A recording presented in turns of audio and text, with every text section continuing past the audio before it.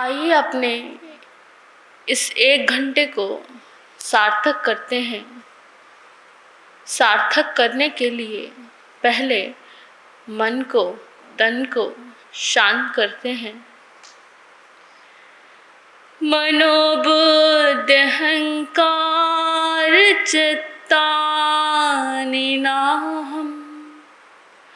मनोबुद्धि अहंकार चित्तानि नाहम्। न च श्रोत्र जिह्वे न च घ्राण नेत्रे न च व्योम भूमि न तेजो न वायु। चिदानंद रूपम शिवोऽहं शिवोऽहं। चिदानंद रूपम शिवोऽहं शिवोऽहं। चिदानंद रूपम शिवोऽहं शिवोऽहं। चिदानंद रूपम शिवोऽहं शिवोऽहं। चिदानंद रूपम शिवोऽहं शिवोऽहं। न मृत्युर्न शंका न मे जाति भेदा। पिता नेव मेनेव माता न जन्म न बंधुर्न मित्रं गुरुनेव शिष्यम्। इसका अर्थ है, ना मैं मन हूँ, ना बुद्धि, ना अहंकार, ना आँख हूँ, ना नाक हूँ, ना वायु हूँ, ना पृथ्वी हूँ। ना मैं कोई जाति से बंधा हूँ, ना मैं किसी का पिता हूँ, ना माता हूँ, ना मित्र हूँ, ना बंधु हूँ। तो मैं क्या हूँ?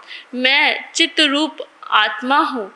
चिदानंद रूपम शिवोऽहं शिवोऽहं। चिदानंद रूपम चिदानंद रूपम शिवोऽहं शिवोऽहं।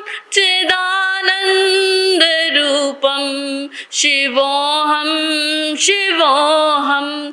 चिदानंद रूपम शिवोऽहं शिवोऽहं।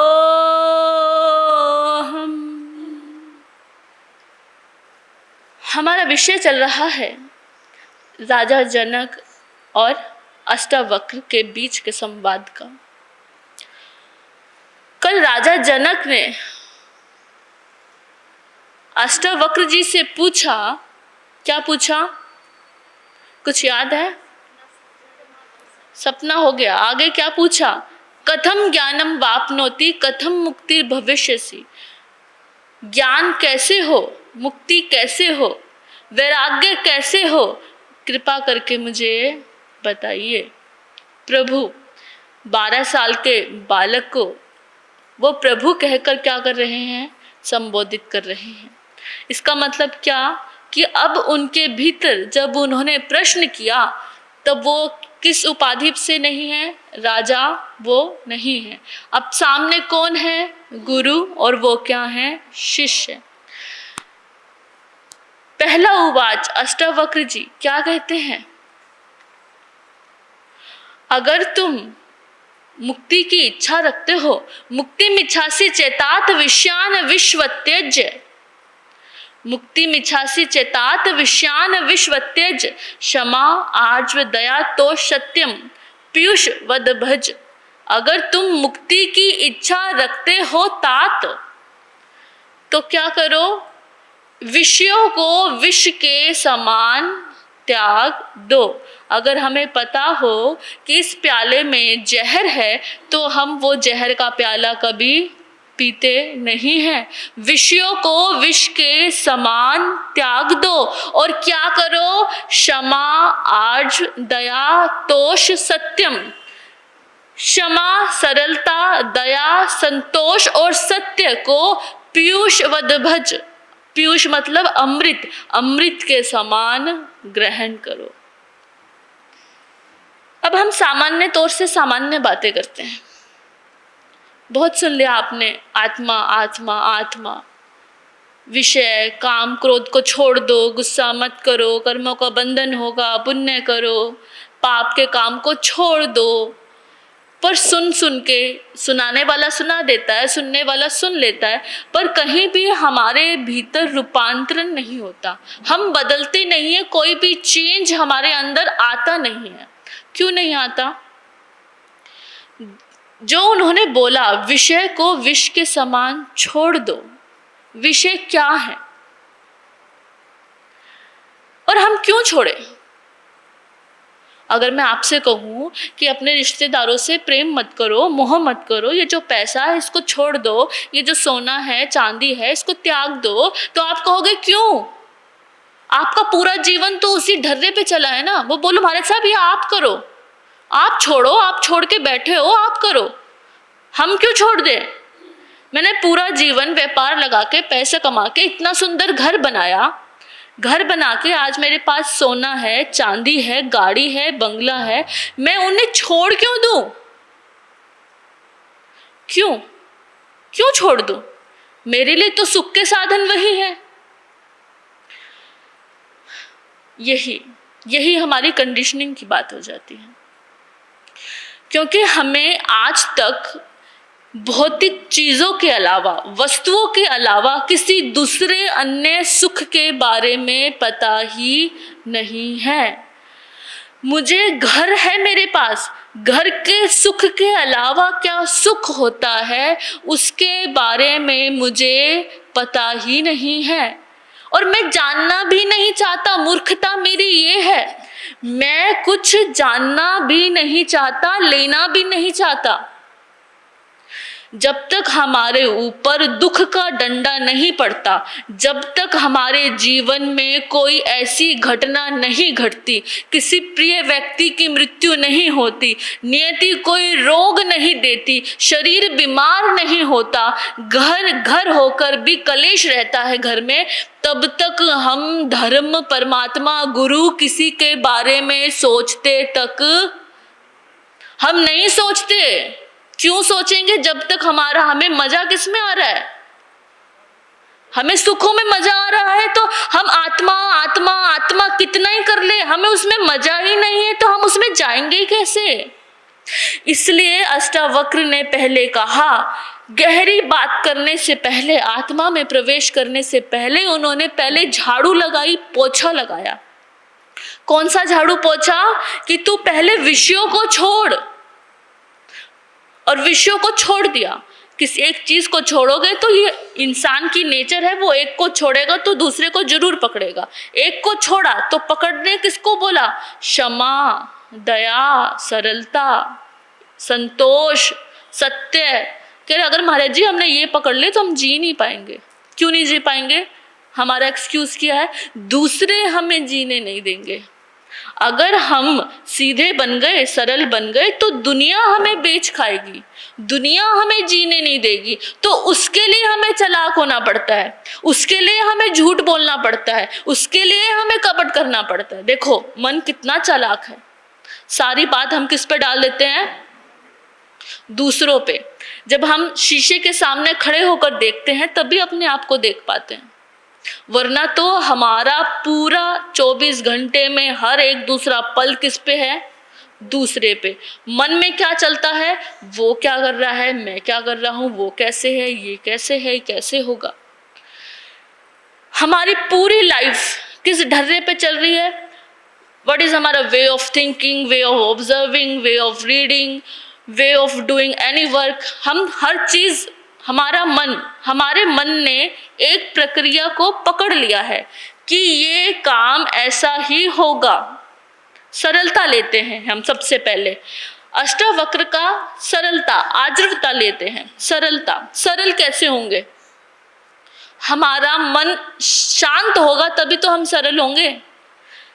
आत्मा तक पहुंचने की बहुत दूर बात है। पहले ये मन रूपी राक्षस जो हमारे भीतर बैठा है उसको समझने की बात है।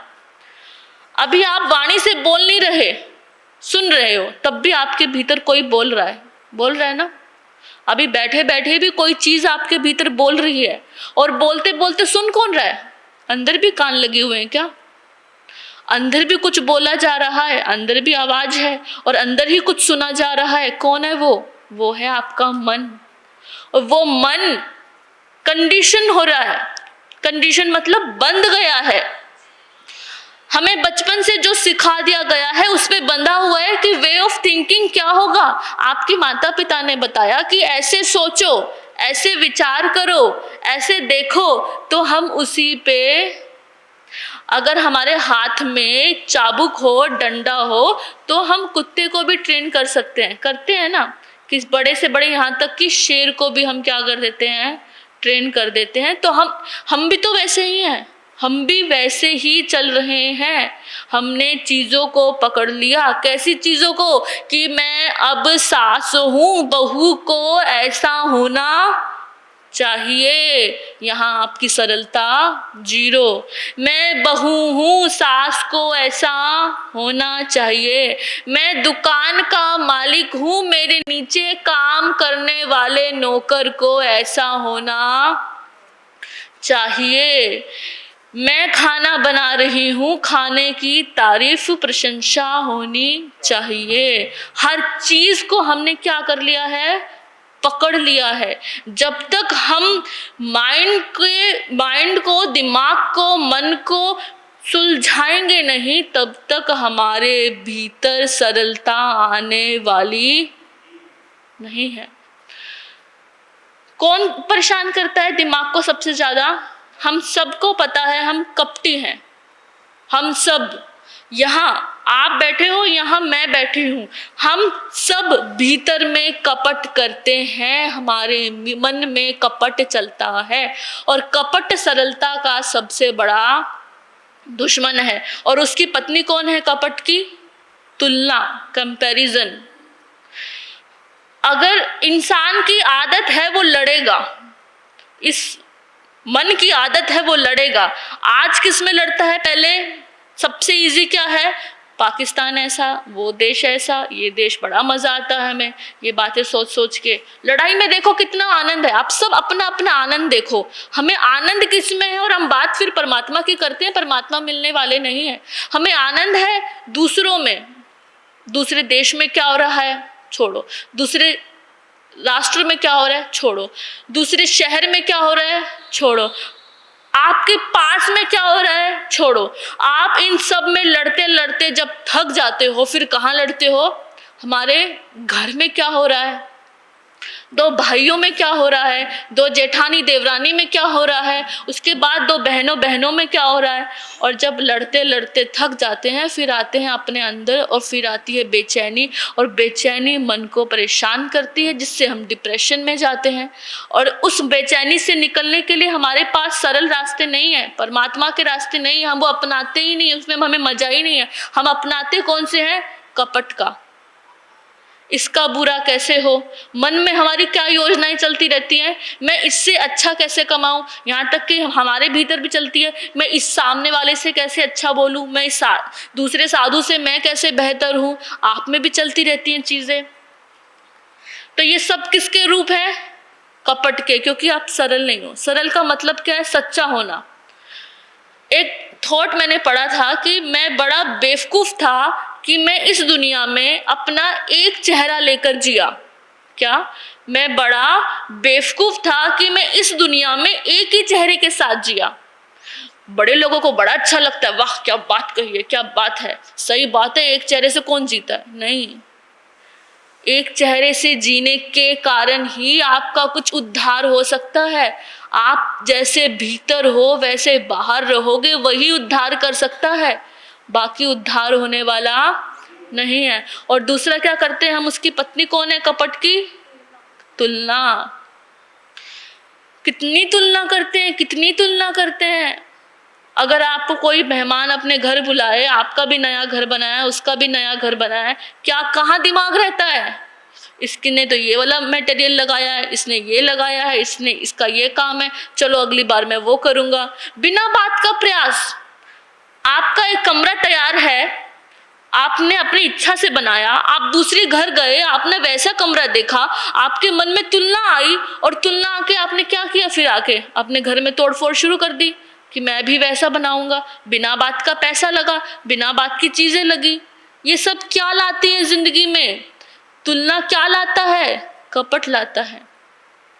इसलिए अष्टावक्र कह रहे हैं, विषय को विष के समान त्याग दो और किसको? सरलता को जीवन में लाओ। मैं आपसे ये नहीं कहती कि आप सरल हो जाओ, बस आज 1 घंटे के लिए सरल हो जाओ। किसके लिए? सिर्फ 1 घंटे के लिए। आप जैसे भीतर से हो वैसे ही बाहर रहो। अगर आपको किसी के सामने वाले की बात पसंद नहीं आ रही तो झूठा हाँ मत हिलाओ, झूठी गर्दन मत हिलाओ, मौन हो जाओ, इग्नोर करो। अगर सामने वाले की आपको कोई बात पसंद नहीं है तो झूठे मत बनो, उस क्षण में सच्चे रहो पर इग्नोर करो। अगर आपको लगता है मेरे बोलने से लड़ाई होगी, झगड़ा होगा, गला कलेश होगा तो मौन रहो। लेकिन 1 घंटा, केवल और केवल 1 घंटे का अभ्यास हमें सरल बना सकता है। नहीं तो ये जीवन मरण के चक्र चल रहे हैं। असली सत्य तो यही है, जीवन मरण का चक्र चल रहा है। आज आप अमीर हो, कल गरीब होगे, गरीब हो कल अमीर होंगे, आज आदमी हो कल औरत होंगे, कुत्ता हो गए, जानवर होंगे, हम कुछ भी होंगे। ये चक्र चल रहा है, चल रहा है, चलता ही रहेगा। कितने जन्मों बीत गए, अब थोड़ा लौट चलो घर को। एक सूत्र हमने डिस्कस कर लिया, सरलता। आगे जब समय मिलेगा तो और करेंगे। साधन तेरा कच्चा है, जब तक प्रभु पर विश्वास नहीं। मंजिल कर पाना है क्या, जब दीपक में प्रकाश नहीं। निश्चय है तो भवसागर से, निश्चय है तो भवसागर से बेड़ा पार हो जाएगा। निर्मल मन के दर्पण में वह राम के दर्शन पाएगा। प्रभु नाम के साबुन से जो मन का मैल छुड़ाएगा। क्या? प्रभु नाम के साबुन से जो मन का मैल छुड़ाएगा। निर्मल मन के दर्पण में वह राम के दर्शन पाएगा, वह महावीर के दर्शन पाएगा। पता नहीं किस रूप में आकर नारायण मिल जाएगा। पता नहीं किस रूप में आकर नारायण मिल जाएगा। निर्मल मन के दर्पण में वह राम के दर्शन पाएगा।